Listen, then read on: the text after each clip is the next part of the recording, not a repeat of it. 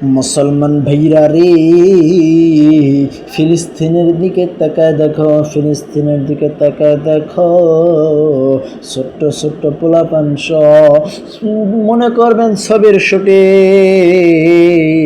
একটা সিনেমার শুটিং চলছে।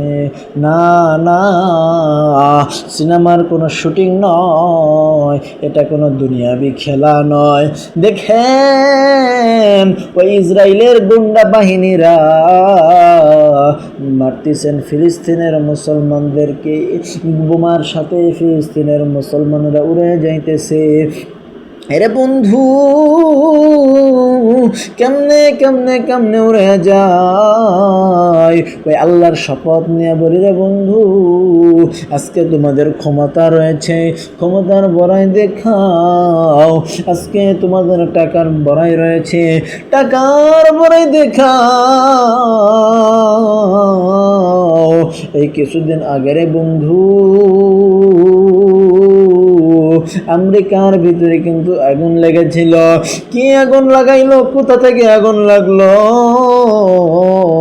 হাজার হাজার হাজার হাজার গবেষণা করিও তারা কিন্তু পাই না।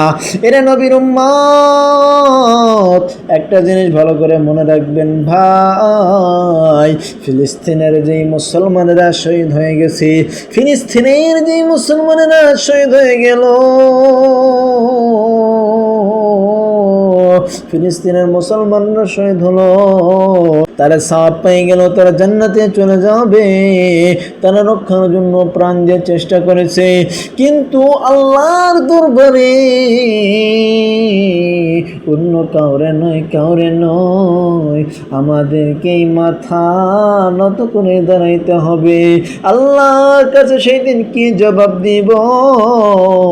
যেই দিন আল্লাহ রব্বুল আলামিন বলবে, বান্দারে, আমার ওই দেশে বান্দারা মার খেয়েছে, যারা মারছে তাদের পণ্য তোরা কিনছস, তাদেরকে আরো টাকা দিয়ে সহযোগিতা করছস। ও বান্দারে, আল্লাহর কাছে সেই দিন কি জবাব দিয়া দিব? আল্লাহর কাছে কি সেই দিন জবাব দিয়া দিব? উপায় নাই, উপায় নাই, উপায় নাই। আল্লাহর কাছে জবাব দেওয়ার মতন আপনার আমার কোনো ক্ষমতা নাই।